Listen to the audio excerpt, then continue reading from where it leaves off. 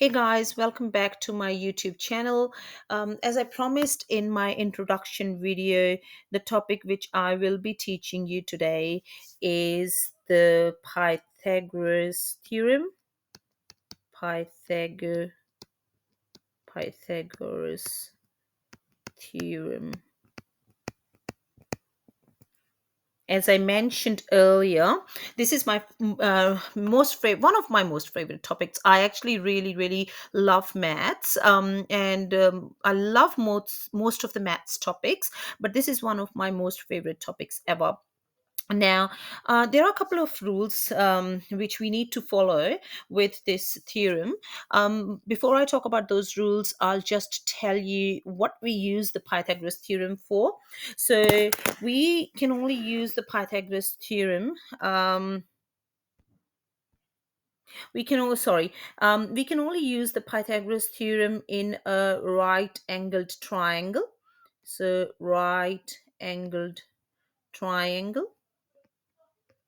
Sorry, my drawing skills are not really good. So right angle triangle. Now right angle triangle means this tiny little square here represents 90 degrees. So a triangle having a 90-degree angle in it, that's the only triangle where we can use the Pythagoras theorem. Now there are three sides to any triangles. The longest side in the triangle, which is this diagonal side here, that is going to be represented with a lowercase c. It is called the hypotenuse. So it is called the hypotenuse. Now, hypotenuse is the longest side in a right angle triangle, and it is always opposite the right angle triangle, always opposite the right angle triangle. Now, we will not be using the word hypotenuse in Pythagoras theorem because that is going to be used in the trig ratios, which I will be teaching you in my next couple of videos. We are going to be using the letter C all the time. The hypotenuse is going to be represented with the letter C when we talk about the Pythagoras theorem. So we don't need the word hypotenuse. I'm just going to rub it off. And then I'm going to write down a couple of rules for you guys to remember when it comes to the um, Pythagoras theorem. The first thing you need to know about the Pythagoras theorem, as I mentioned, can only be used in a right angled triangle. It cannot be used in any other triangles. The triangle has to have at least a right angle in it. So 190-degree angle, definitely. All right. And then the second thing which we need to keep in mind is the side opposite the 90-degree is represented by letter C, which is lowercase c, is what it's going to be represented by. Now, the other thing which I want to talk about, which is really important, is what letters do we use for the other two sides. Now, any of the other two sides, let's just say we are going to consider this side. So this side can be represented by the lowercase a, and this side can be represented by the lowercase b.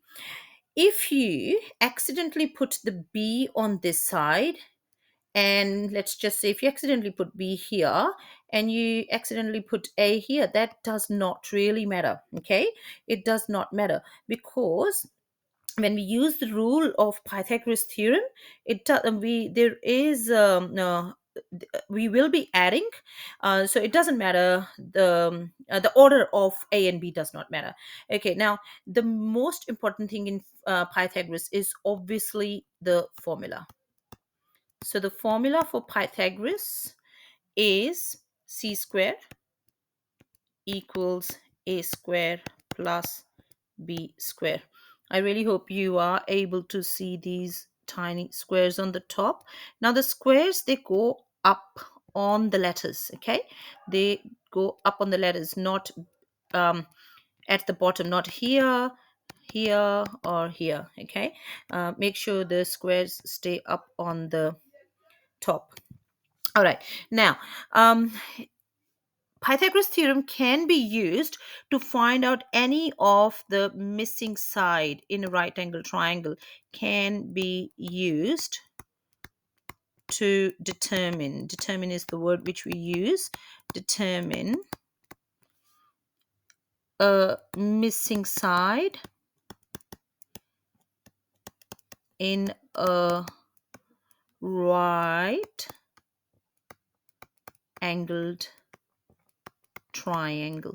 Okay, now today we're going to focus on finding out the letter C. So let's just say the hypotenuse measurement hasn't been given to you guys, and we need to find it out, and that's what I'm going to teach you in this video.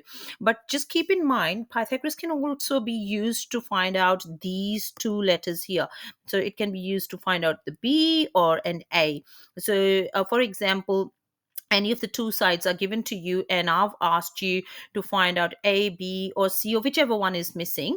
We can use a Pythagoras theorem as long as it is a right angle triangle. But as I mentioned, today our focus is just finding out the C, because that's the easiest thing. And once you get the hang of it, it'll be really easy for you to learn how to find out the other two sides using the same theorem, and rearranging this formula. Okay, all right, so let's try to learn that using an example. So I'm going to do an example because it becomes easy when we learn things using an example. Okay, so the example, let's just say I want you to determine C in the following triangles. Okay, we're going to do at least two triangles. So part A, or question 1, is you have been given a right angle triangle. As I mentioned, it can only be used in a right angle triangle, and I want you to find out this C, and the other two measurements.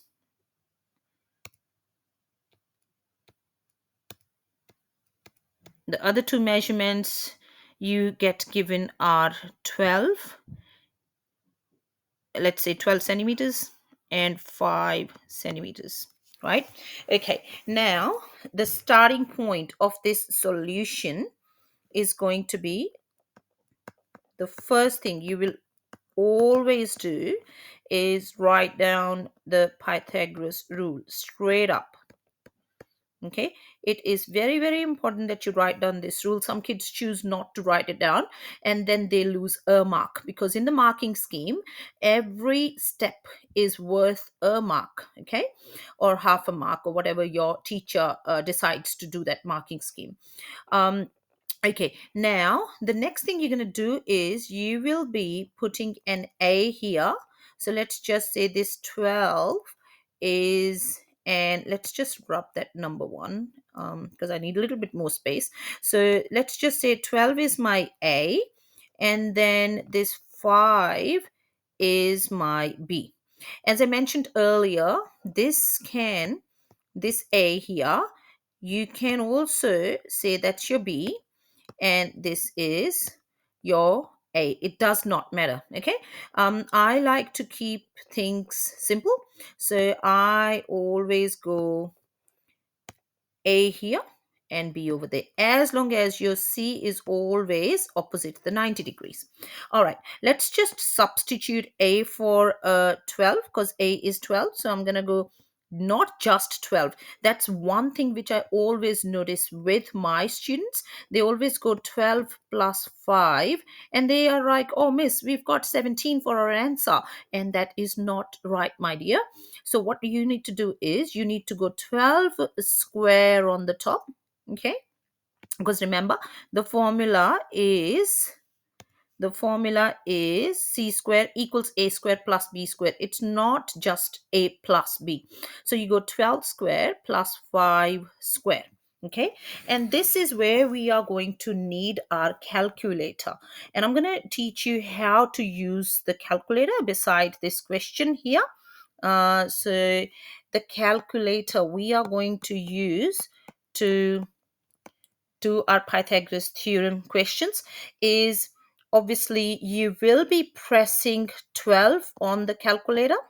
So pressing 12, and then there is a button on your calculator which looks like this, x square.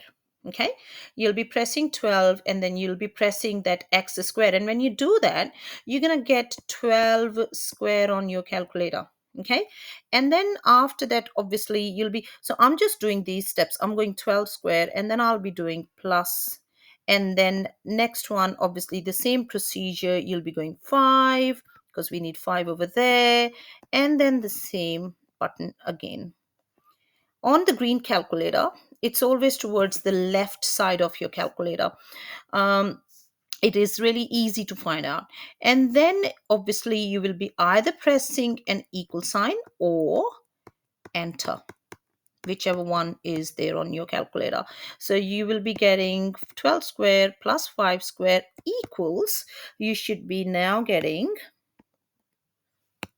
sorry, so you should be now getting 169 altogether. Okay, so that's what you should be getting using your calculator.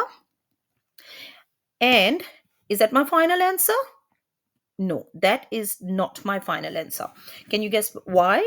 Because this 169 is equal to c squared, and that's not what our purpose is. Our purpose is to find out c, right?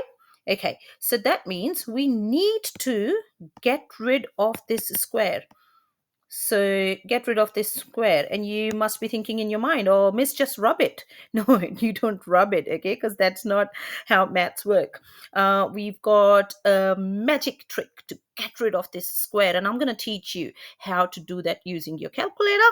So now what you need to do is you go back to your calculator and you will be pressing either your shift button. So the calculators, every calculator is different. So on the black calculator, I have seen the shift button, whereas on the green calculator, your shift button is your second button. Okay, it's also towards the left side of your calculator. Now you press that and then again you press x square, because what happens is whenever you press either the shift or, my bad, just give me a second, it should be just one out of those two, not both of them. Okay, sorry. All right. So when you press one of these ones, either the shift button or the second button, it gives you whatever is hidden on top of this actual thingy. In this case, we've got the square root hidden on top of that. Okay, square root, this square root is opposite of the square, and square root is what we need to use to get rid of this square. So get down from c squared to c, use the square root button. And whenever you need the square root button, the first thing which should come to your mind is either use the shift button or the second button. And then obviously you put 169 underneath that square root. And when you press enter again, okay, you press enter and you should get your final answer, which is 13. We've got the units given to us. If you can see here we've got centimeters. Both of the sides are in centimeters. Do not forget to write down centimeters. Okay, you know why? Because if you don't, then you may lose another mark or half a mark. Every single mark counts. Every single step counts in maths. And as you can see, when you find out your c, that C comes out to be the longest side in this triangle, doesn't it? Yeah. Okay. All right. Let me rub that triangle because it looks quite messy, and I'll draw it properly for you guys so that you guys can have a proper look. So, right angle triangle, proper right angle triangle. I hope I draw it better this time, a little bit bigger. So my purpose was to find C, and my A was 12 centimeters, my B was 5 centimeters, and my C, as you can see here, comes out to be equal to 13 centimeters. Now, if your C comes out to be bigger than the other two values, that means your answer is perfect. All right. Okay. All right. Now, the last thing which I want to quickly show you guys is your triangle. So we can, I'm gonna quickly show you underneath this calculator section. Okay, your triangle can be drawn anyway, so you can just, it can be upside down like that, as long as your C is in front of 90 degrees. It doesn't matter. All right, so the triangle doesn't have to be like this. It can be like that. It can be like, say, something like this, as long as your C is here. All right, so your 12 can be here, your 5 can be here, or you can have any other sides. You can have 17 here, you can have, say, 16 here, and you can also get decimal answers for C. So don't get really worried and scared if you are getting decimal answers, okay? All right, well, I really hope you enjoyed the video and you learned something new today. If you have any feedback to share with me, please feel free to put it in the comment section, and I would love to see you in the next video, which is going to be using Pythagoras to find out the short side. It can be either an A or a B. Thank you so much for watching.